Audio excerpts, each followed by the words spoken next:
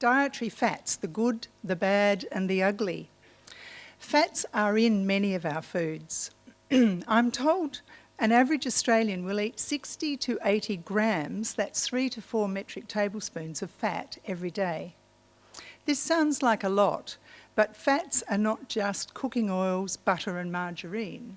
They are hidden in meat, chicken, fish, milk, cheese, eggs and nuts, as well as in many of the treats that we enjoy, chocolates, pastries. Limiting the amount of fat in your diet can help limit weight gain because of all nutrients that provide energy or calories, protein, fat, carbohydrates or sugars. Fat provides the most calories on a gram for gram basis. Although there's been some debate about whether limiting sugar is more important than limiting fat, the most recent authoritative review suggests that it is diets low in fat that help the most. To make things more complex, there are also different types of fats, and some are better for you than others. Traditionally, fats have been separated into saturated, monounsaturated and polyunsaturated categories. But even within these categories, there are different fatty acids that can have differing health effects. It's no wonder people are confused. So let's ask our experts to clarify the good, the bad, and the ugly of dietary fats. The three researchers presenting today have published more than 500 papers on health effects of dietary fats. They'll be ably supported by one of Australia's leading nutritionists, Dr. Rosemary Stanton, who's fought over many years to explain the mysteries of nutritional science to the Australian public and for truth in food advertising. To start us off with an overview of what fats are and what we actually mean by fats, I'd like to introduce Bob Gibson. Bob is Professor of Functional Food Science in the School of Agriculture, Food and Wine at the Waite Institute. He's a biochemist, nutritionist, who's been actively involved in fatty acid research in cells, animals and humans, for more than 30 years and has published over 250 papers in this area. He's designed and conducted many randomised clinical trials involving nutrition interventions in the perinatal period. Bob is the recipient of numerous national and international awards. And last year he became the first Australian to receive the prestigious Alexander Leaf Distinguished Scientist Award for lifetime achievement from the International Society for the Study of Fatty Acids and Lipids. Ladies and gentlemen, please welcome Bob Gibson.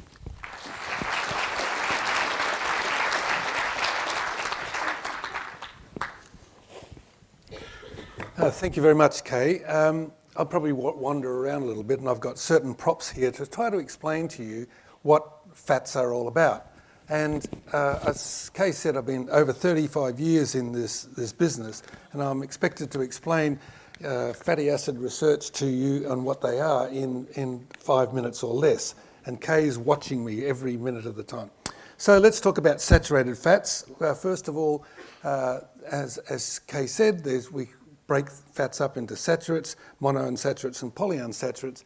And saturated fats are found in a number of products.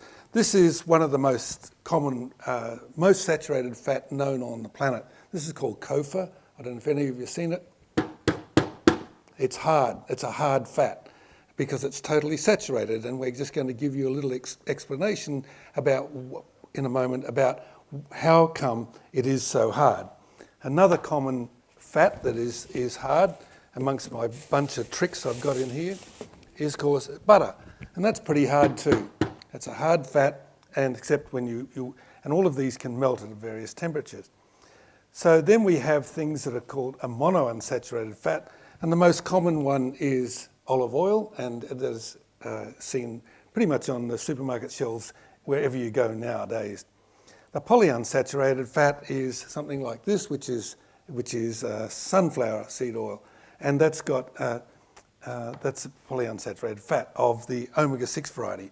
Now I'm going to ask my fatty acids to stand up so I can demonstrate exactly what I mean. We have here three fatty acids. Now you're out of order already. My goodness, how many times have we rehearsed this? So they're going to get very close together. They're saturated fats with straight chains. Their arms are very straight and they're packed tightly together, and that's why this is so hard. But if we put in what's called a double bond, it turns it into a monounsaturated, and that gives space between the fatty acids. So now we're going to change them into monounsaturates. Thank you.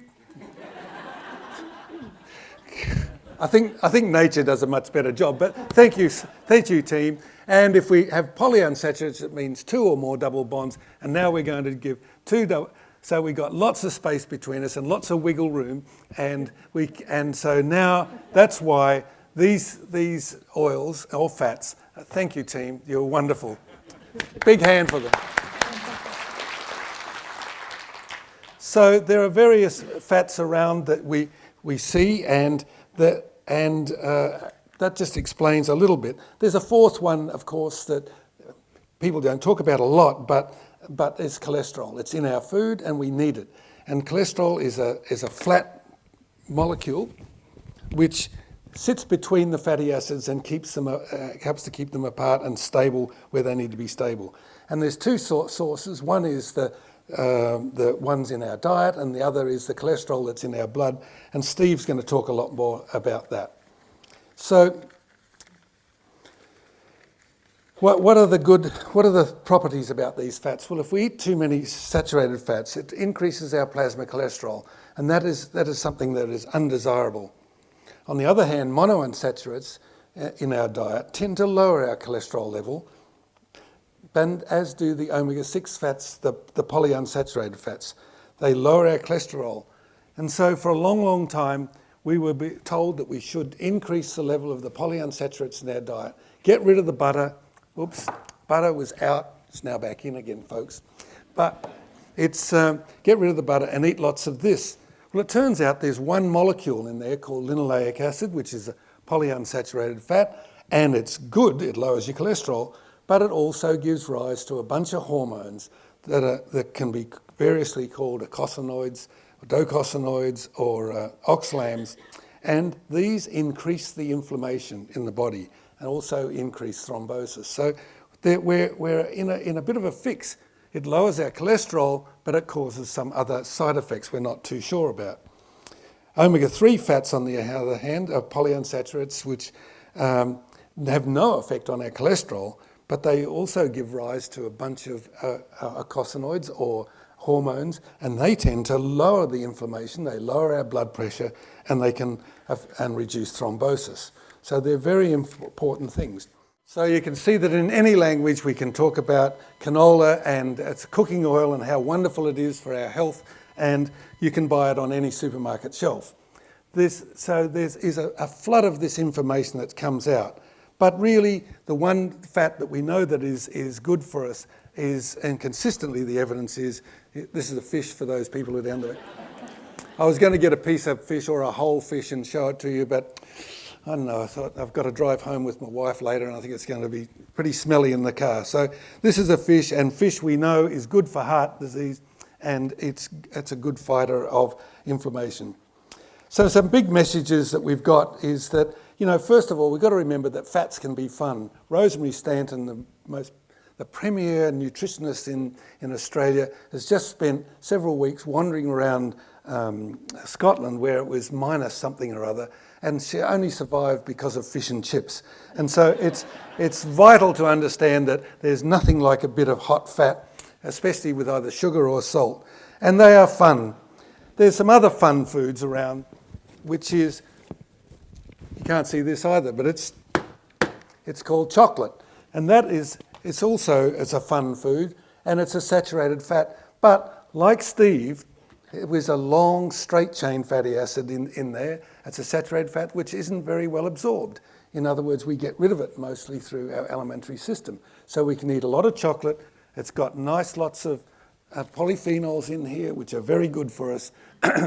My wife, Maria, who was speaking to you in a little while, is a testament to the chocoholics and how healthy it can be for you. But the other thing is just to remember is fat is where the flavour is. Can you imagine fat-free cheese? I don't know if you've tasted it. It's revolting. If if fat wasn't in bacon and hams and sausage, we wouldn't eat it at all. The biggest problem, I think, is for a lot of people is to find out where the hidden fat is. And so if we have something like this, which happens to be a piece of, excuse my thumb fingers, a piece of steak, here you can see here the red meat is very, very low in fat. It's no more than about 1 or 2% fat, whereas this stuff here in the middle, that's almost exclusively fat. And so we can trim that off, we can trim that out and eat a low-fat diet and get all the benefits of a meat diet. But in some foods, you just can't see them. You can't see the fats. Everybody loves avocados. They're lovely. Why do you like them, folks? 20% fat, yum, yum. So some of the facts are hidden from us. And if you're counting your calories from fat, you have to be very careful. One way of finding out whether a food has got a lot of fat is put it on a piece of brown paper for a while or squeeze it on brown paper and you'll see the brown paper go clear. It's in pastries of all sorts, and so I often use the brown paper test. There's that general concern about now in the literature about the role of these omega-6 fats, the polyunsaturates, and we're thinking that all the good news is in and around the omega-3 fats, and we'll see a little bit more about that as the day goes on. Kay is looking at me. That must mean my 5 minutes is well and truly up. So what is the good, the bad and the ugly? The good are the omega-3 fats and the monounsaturates. The bad are some of the saturates, but not all of them. And the ugly for me is the omega-6 polyunsaturates. Thank you for your attention.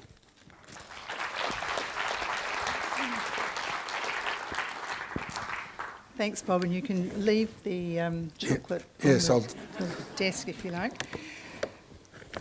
So thank you. To talk about fats and their relationship to heart health and heart disease, our next panellist is Stephen Nichols. Steve is Professor of Cardiology at the University of Adelaide and the inaugural SAMRI Heart Foundation Heart Disease Theme Leader at the South Australian Health and Medical Research Institute.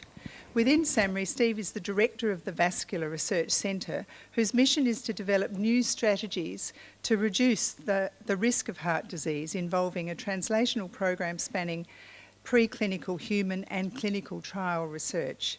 He's published more than 390 original manuscripts, conference proceedings and book chapters in journals. He's published 2 books in the field of cardiovascular medicine, and he's the recipient of the Young Investigator Award of the 2003 International Symposium of Atherosclerosis. Please welcome Stephen Nichols.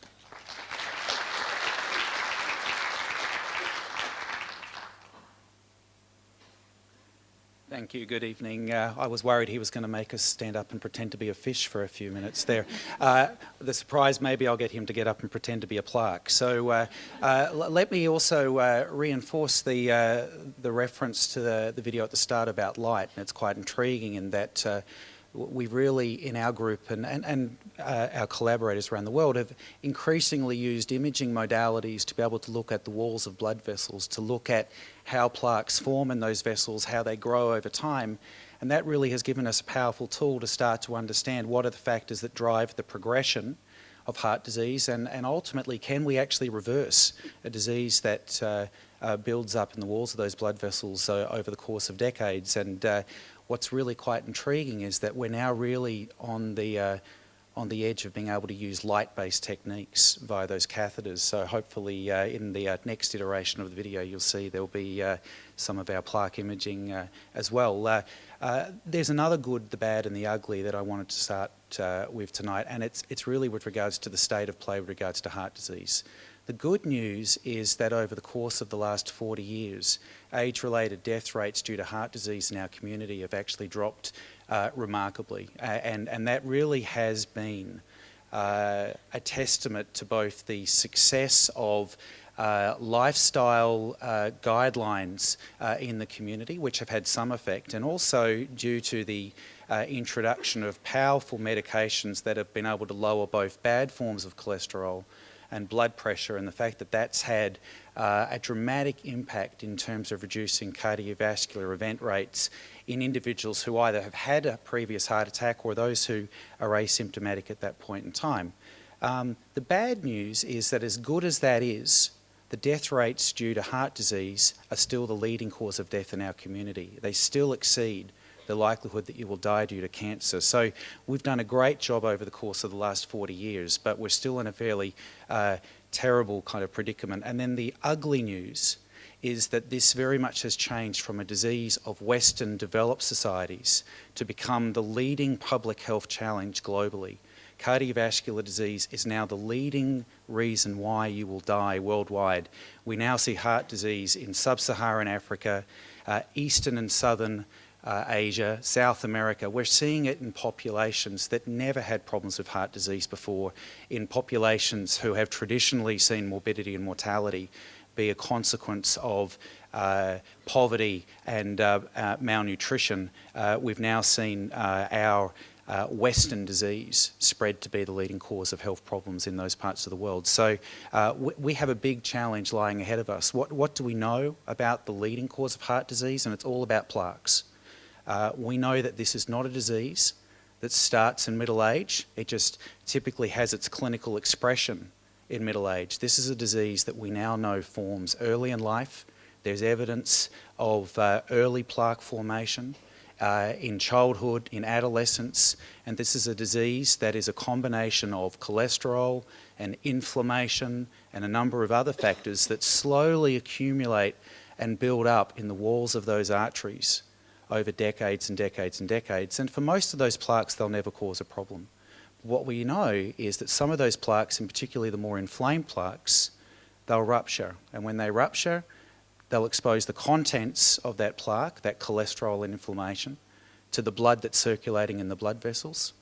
That is a potent stimulus to cause blood clots and block off arteries. And it's that artery that blocks off at 4 o'clock in the morning that causes your chest pain and your presentation to the hospital for a heart attack or an even more dire presentation with a sudden cardiac death. And it is certainly important to note that for our community, a quarter of individuals, their first expression of heart disease is their sudden cardiac death. So prevention remains a considerable challenge for us. As I said, cholesterol is clearly one of the factors that we know drives this disease.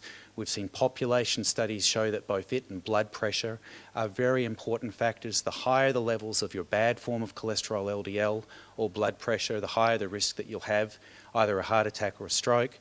We've had a large number of clinical trials show us that if you can lower both your LDL cholesterol and your blood pressure, that it lowers the likelihood that you'll have a clinical event. And that very much has then followed through into medical practice in terms of a widespread use of therapies that lower both cholesterol and blood pressure, increasingly used. And that very much is one of the factors that's driven the reduction in coronary mortality rates that we've observed in our community. However, all that being said, one of the biggest challenges for myself and my profession is that we have an enormous residual risk. We have a problem with preventing a large burden of disease, and particularly with a population that's becoming increasingly obese. We're seeing a lot more childhood obesity, a lot more early atherosclerosis plaque building up in those walls of the vessels. Primary prevention, the ability to stop the heart attack happening in the first place, is a big challenge. And even in the setting where we aggressively treat individuals in terms of lowering their LDL cholesterol, lowering their blood pressure, we're only able to reduce their cardiovascular risk by about 40%. So that is an enormous challenge for us in terms of trying to identify what are the other factors that are driving the disease, that is driving the risk that you'll have a clinical event, and are they the targets for us to be able to achieve more effective reductions in cardiovascular risk. And it really is quite important that we continue to have this discussion about dietary fat. Lifestyle measures, whether it's diet and exercise, continue to remain the cornerstone of what we try to do in terms of preventing the risk of heart disease. It's easy for me to prescribe a statin. It's a lot easier for me to get somebody to walk 3 or 4 times a week for 30 minutes. But prevention really remains the key. And the dietary fat story, at least from the cardiologist's perspective, has been a real challenge. The data in general suggests that the more fat you eat, the higher the risk you have heart disease, particularly in terms of the saturated fats, and we'll talk a lot more about that in the panel discussion.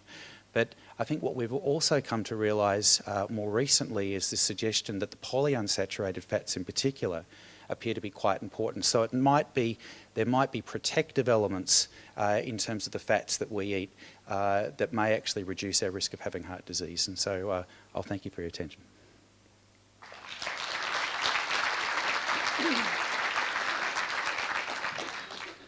Thank you, Steve. Let's turn our focus now to dietary fats and pregnancy. Maria Macready's is Professor of Human Nutrition at the University of Adelaide and Director of the Women's and Children's Health Research Institute. She's also the newly appointed Theme Leader for Healthy Mothers, Babies and Children at SAMRI. As a research dietitian, Maria is committed to improving the nutrition and health of mothers and their babies through the translation of high-quality research. She's published widely, and her work has been recognised nationally and internationally with a number of prestigious awards and appointments. Please welcome Maria Macready's.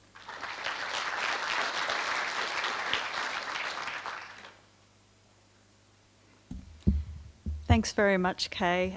Focusing our attention now towards pregnancy and preterm babies. And some of the nutritional aspects there, and particularly around that last third of pregnancy. And really that's a time when pregnant women really blossom. It's often a large proportion of their weight is gained during that time, and that really happens because the unborn baby will basically triple its weight during that time. And then if you think about if you and I tripled our weight in a 13-week period, we would be in a lot of trouble. So the unborn baby will basically triple its weight during that last trimester of pregnancy, and then will double its weight between birth and 4 months of age, and will double its weight again by the time it's 2 years old. So there's a lot of growing that happens during that time, and fat is actually quite an important source of energy for that growth. The brain also grows very rapidly during that time, particularly that last trimester of pregnancy, where it also triples its size, and by the age of 2 years of age, it's almost to its adult size. So if a baby is born too soon or premature, it has all this growing to do on its own without the help of the pre-digested, ready-to-use nutrition that will come through the placenta. So the premature baby will need to use all of its immature organs to digest what we give it, to grow. It will use up a lot of energy and effort to regulate its temperature and even to try and breathe. So apart from fat being an important energy source, it also provides important building blocks. And one of the really important building blocks for the brain is one of the omega-3 fats called docosahexaenoic acid, or DHA. And this fat actually makes up a lot of the lipid in the brain, and the brain's weight is about a third lipid. So there's a lot of fats that are actually accumulated and form big structural components of the way the brain develops. But we're also now learning that it may have other functional roles in dampening down some of the nasty inflammation that can happen, especially around the time of prematurity. So how does a preterm baby get its DHA compared to having it directly delivered across the placenta if it's in utero? Well, it has to get it from the diet. And when you think about how much DHA an unborn baby will accumulate, it's also about 3 times the level. That's what would be available in our breast milks or even in some of the supplemented infant formulas. So it was really during this issue that we were very keen to explore whether we could improve the supply of DHA to premature babies by trying to better meet what they would normally accrue if they were still in utero. So we did this with a large study involving over 650 babies that were born less than 33 weeks. And we did this by supplementing women with tuna oil or fish oil to try and increase the concentration of DHA in the milk that they were expressing for their preterm baby. And if breast milk wasn't available, then a supplemented infant formula, compared to women we were giving soy oil, which wouldn't change the composition of their breast milk. So what we were trying to do was try and match what these babies were being fed to what they would normally try and get in utero. And what we actually showed is that we were able to reduce the number of developmental delays in these children when they were 18 months old if they were fed the high DHA that tried to match what they would normally get while they were in the neonatal unit. We're currently following up all of these children now at 7 years of age, and if all that translates to that school age, that will actually be really important and a really important, simple public health strategy to improve the developmental outcomes of these premature babies that are often the ones that will have many learning and reading difficulties once they get to school. So what about pregnancy? It was a natural question, and many people think, well, if would the unborn baby also benefit if the pregnant woman was actually eating a lot more DHA? And we also tested this in a study called Domino, where pregnant women were supplemented with a fish oil versus ones that had a vegetable oil. And what we found here was that we didn't actually really improve the developmental outcomes of these babies that were born largely at term. So we weren't going to create superhumans, we weren't going to create Einsteins, and that the pregnancy was actually doing a really good job about supplying the unborn baby with what it needed. But what we did find was that the women who were taking the fish oil on average had a longer gestation by about 2 days. And you think, well, what does that really mean? And when you ask many pregnant women, they think, well, actually, I don't really want to be pregnant for another 2 days. But it was actually at the extremes where things really mattered. And that was most obvious because we actually showed that we could reduce the rate of early preterm birth, so the number of babies being born less than 34 weeks, and fewer babies being admitted to neonatal intensive care. However, we were also tending to have a few more interventions at the other end of pregnancy where obstetricians were getting very worried about the pregnancy progressing too long. So there were more obstetric interventions about ending the pregnancy. So our current work is really focused around trying to see whether we can best balance this with a new trial that will involve over 5,000 women, where the supplementation will start relatively early in pregnancy, will stop at 34 weeks, so hopefully we can get all the good benefit without prolonging things.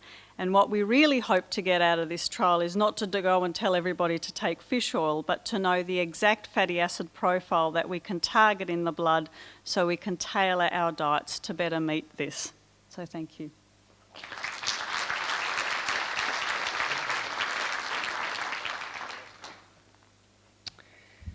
Thank you, Maria. Our final speaker is Rosemary Stanton. And Rosemary Stanton, of course, is a name well known to all of us. Whoops, let me just lift this up a bit. Rosemary is an independent nutritionist, lecturer and author. She's a visiting fellow in the School of Medical Sciences at University of New South Wales and author of many scientific papers, over 3,500 articles on nutrition and 33 books, including nutrition textbooks and several books that have analysed and rated popular diets. Rosemary is a member of the NHMRC's Dietary Guidelines Working Committee, and to tell us what these dietary guidelines are saying about fat, I'm very pleased to welcome now Rosemary Stanton.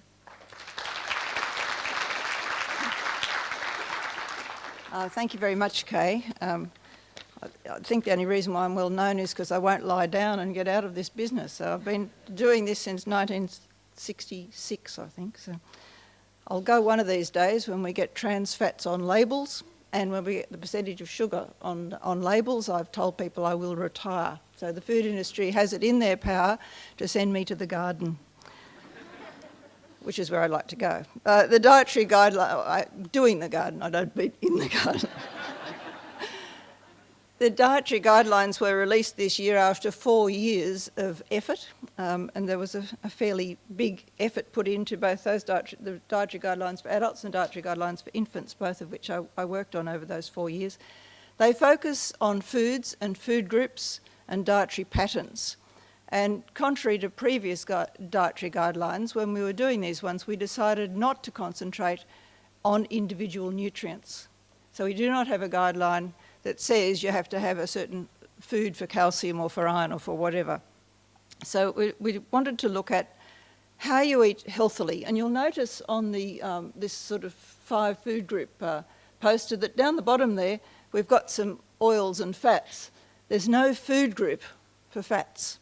And that was a deliberate decision. There wasn't actually a food group for fats in the last dietary guidelines either, and that caused a great deal of consternation, mainly from the people who want to sell and market particular kinds of oils and spreads. So they got very upset about it. When we were modelling to see if if people, and you can get all these details, it's all available on the internet, but when we were modelling to see if people would get adequate amounts of the nutrients for which we do have nutrient reference values, we actually modelled lots of diets using those foods and found that we could meet all of the nutrients for which we have a recommended dietary intake set. We don't actually have any RDIs for individual fatty acids because it's considered that the evidence isn't quite good enough to set one. So you'll notice on some food labels, Bob's put all these bottles away now, but it'll have little things on percentage DI. You've all seen those percentage DI things. I don't know what they mean. I've been working this area since 1966, and when I pick up one of those things, I don't know if it's a product I should eat or one I should put back on the shelf. I look and see if it's got more than 5 ingredients and I put it back on the shelf, with the only exception being a decent muesli. But we don't. They have percentage DI because this is a food industry initiative in their book, a marketing tactic in mine, where they don't have an RDI because there isn't one. So some of those values are for things you should have less of, some of them are things you should have more of, and some of them are sort of plucked pretty much from the air, really. We don't have a recommended intake for sugar, we don't have a recommended intake for saturated fat or even the other essential fatty acids. But when we look at the food groups, where are the fats? And the fats are fairly well there. And in fact, when we looked at how we balanced up these diets from these foods, we managed to meet what we call the adequate intake for those essential fatty acids. So linoleic acid, which Bob talked about, the polyunsaturated omega-6 fatty acid, we've put it down there in the oils because we know you need a little bit of it, but more is not better. And so we didn't really want a fats group that included that. And in fact, you can get it in quite modest but adequate quantities in foods. And that would include things like oats or muesli or walnuts, peanut butter, Brazil nuts, any kind of seeds, Bob's avocado, which has gone away, and any oil basically that comes from a fruit, a grain, a nut, a seed, will have adequate amounts of linoleic acid in it. So we talk about olive oil being a monounsaturated fat mainly, but it's also got a little bit of linoleic acid in it. And those foods have got some, but not too much. When you take them as a concentrated oil, that's when some of us believe you end up getting too much. We have alpha-linolenic acid, which is an omega-3 plant-based fat, and we could argue probably for some time about how much of that we need, but it's found in seeds and in oils that are made from them. It's found in walnuts and pecans, and it's also found in various legumes. And the long-chain omega-3s you find in seafood, of course, the DHA, but you've also got grass-fed meats contain some long-chain omega fats, and so do eggs. And if you actually check the Food Standards Australia New Zealand website, which gives you compositions of foods, you'll even find that a chocolate brownie is a reasonable source of long-chain omega-3s. So I guess it's got some nuts and various things in it there. The dietary guidelines were designed to be practical, so we did realise that people were going to have some oils and spreads, so they were included, but we made sure that people knew that if you preferred to have nuts and seeds and avocado, they would be perfectly adequate options. The other thing that we have to be mindful of is that the majority of Australian adults are now overweight. So it is now normal, in inverted commas, to be overweight. And although, as we started out saying, that kilojoules from any source are going to be related to weight, and the amount that people eat is going to be related, we have to remember that more than twice as many kilojoules come from fats per gram as from the other macronutrients. So we do have to tackle some things. Now, that does not mean that we should replace fats with sugar. And I think that happened at times, and poor old nutritionists have got the blame for that. And you don't know any nutritionist who said, I don't want you to eat so much fat, but you can go and eat lots of sugar. This was something the food industry did. They said, we'll produce a whole lot of low-fat foods, and if we take the fat out, we'll add more sugar to give a bit of flavour, because, as Bob started out saying, fat adds flavour. So the modelling for the dietary guidelines was based on meeting the RDIs, and we're not concerned that people are going to suffer from a lack of fats, but they do come in various things. The foods down on the bottom, in this corner here, the sort of extra foods, and somebody just yesterday from Adelaide actually said to me, how come you've got beer there as a discretionary food? But those discretionary foods make up about a third of people's calorie intake in Australia. So if you're looking for something to cut down on, you cut down on the junk. If you're looking at kids, it's more than 40% of their calories are coming basically from junk foods. So people fuss about whether they should or should not have some wholemeal bread, or whether they should or should not have some milk or some fish or some meat, or even a bit of butter or a chocolate brownie. The chocolate brownie fits in with the discretionary foods there, and obviously, you need to find somebody to love to have when you're having a chocolate brownie so you can share it. But we're about to share some more stuff on fat, so I shall sit down. Trans fats, and why are they so bad for us? You were going to be the trans fat. Oh, I was going to be the trans fat. I didn't get a chance. Yes, turn me into a trans fat. I'm adaptable. This is a fatty acid, and she's going to be a monounsaturated fatty acid. But in fact, it's twisted in the wrong direction. So, oops. It becomes a little bit like that, and so now she looks just like a saturated fat. So it acts like a saturated fat. It's a hidden saturated fat. So when you see some foods that are labelled that low in saturates but have got a high level of trans fatty acids, in fact, they're acting just like saturated fats. Some people think the trans fats are even more potent than saturated fats, but they are at least as potent. Thank you, trans fatty acid. So where do we find trans fats? Rosemary. Well, they used to be found in margarines, because when you turn an oil into a margarine, you have two choices. You can turn some of the fat into saturated fat, or you can turn it into a particular trans fat that's called oleic acid, which is the particularly nasty trans fat. Now, various nutritionists, including me, jumped up and down and wrote endless letters and complained bitterly to every food company until the margarine companies in Australia started making their margarine by a different method. So in Australia, our margarines now contain minimal trans fatty acids, but that took a long while to get there. In fact, it was only a few years ago I found one with the Heart Foundation tick, which had 8% trans fatty acid in it, and I jumped up and down. The Heart Foundation took their tick off, but it took a while. They also used in fats, the fish and chips I ate in Scotland, I suspect might have been cooked in something with some horrible trans fats, because they probably because they tasted so good. But it does produce a very crisp product when you fry with it. Sounds a bit like duck fat. Well, duck fat is actually quite fairly unsaturated, but if you try to make biscuits with olive oil, they're fine if you eat them today, but they won't stay crisp for a couple of days. Whereas if you make your biscuits with saturated fat, or you make them with a trans fat, then they stay very nice and crisp, and they don't go off rapidly.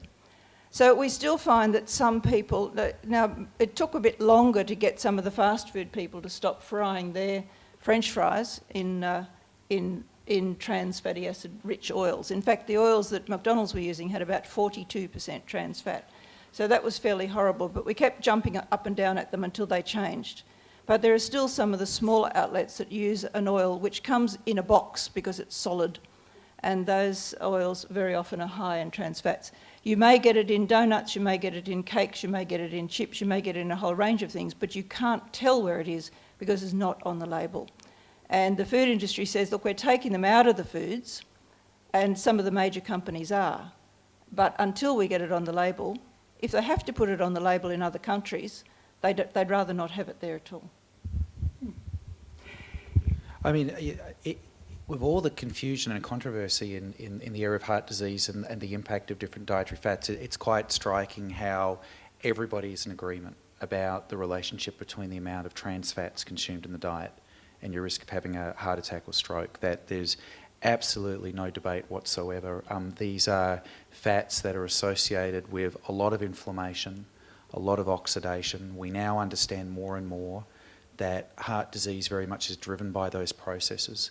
And so, there is general agreement across the board, while there's disagreement a little bit on other dietary fats, that trans fats are bad. And it has been extraordinary, having spent the last 8 years in the United States, where we watched New York City essentially ban trans fats from restaurants, and easier said than done for the reasons that Rosemary just outlined, that it's easy to ban something if you know it's there, and if it's not there, it's a much bigger challenge. So, Bob, what should we be spreading on our toast in the mornings? Butter, margarine, or avocado? Why are you spreading anything? Who told you you had to do that? I'm asking the question. Oh, you're asking the question. Yes, so a little bit of spread is not going to do a lot of harm. If you're going for flavour, obviously butter is the one of choice.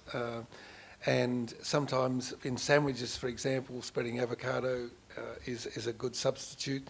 But, I don't use spreads at all, and a lot of people don't, but I know a lot of people like it.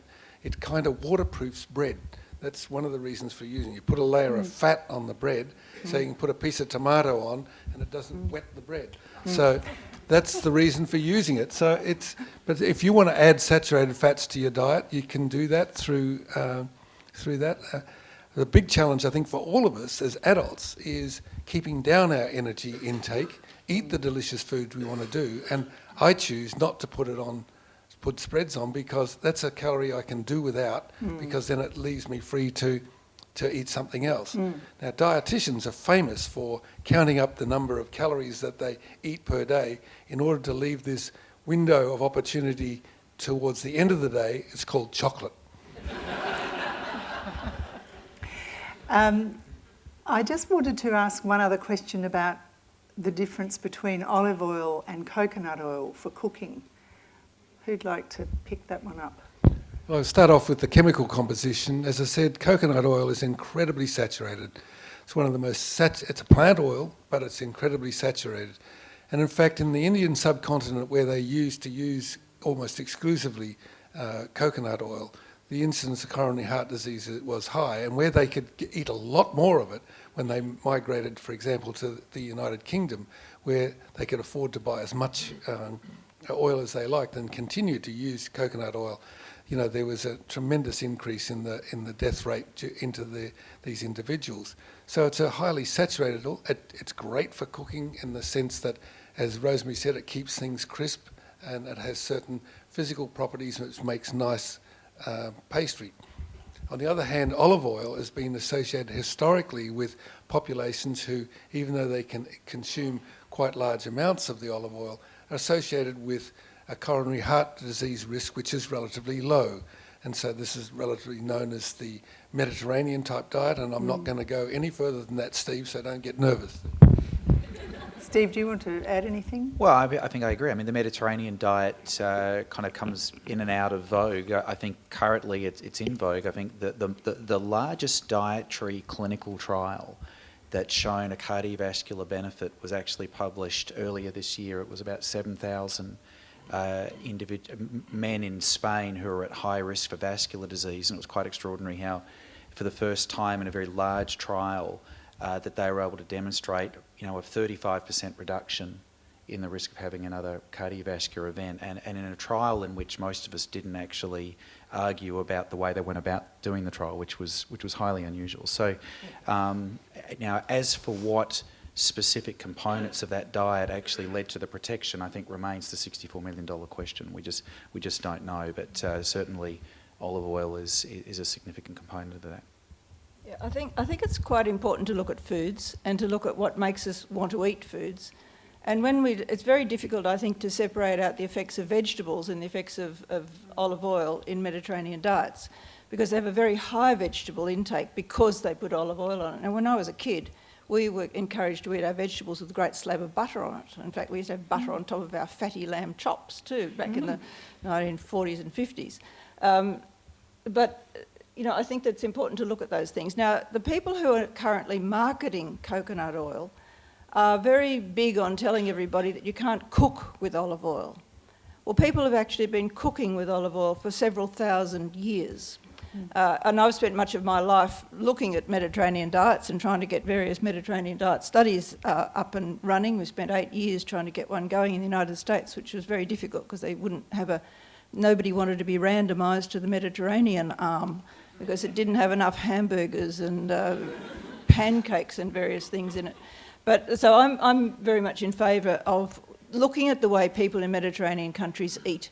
And their food is absolutely delicious. They cook with extra virgin olive oil. And the stories that you read on the internet from the people who are marketing what they call virgin coconut oil, which is pressed out of the coconut without any heat, are damning olive oil, really on the basis of no evidence at all. In fact, I just read the other day, somebody sent me a thing from one website saying that coconut oil, if you cooked with olive oil, you produced trans fats. Now, you cannot produce trans fats in your kitchen. You'll need a big hydrogenation process, and you'll have to stop it at the right moment. You need a nickel catalyst, and you'll need all sorts of things. So let's forget some of those furfies. I actually don't mind if people eat a bit of coconut, because you can't actually chew coconut long enough to eat too much of it. And so I think that I'm not prepared to damn coconut.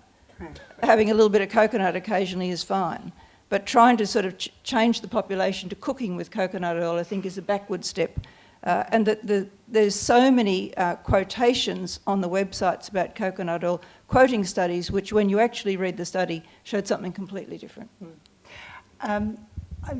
It just reminds me of how much free information there is around in the media and on the web. How do people navigate their way through that? Maria, how do pregnant women, for example, work out what to follow in terms of dietary guidelines?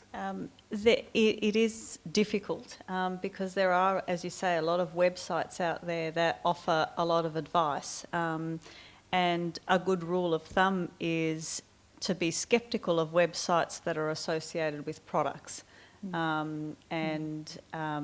Because there will always be, regardless of what information they're providing, there'll always be some sort of angle. So there are some really good websites, government-based. Some of the hospitals have great websites about nutrition in pregnancy, but I would tend to avoid websites that are from linked to specific products.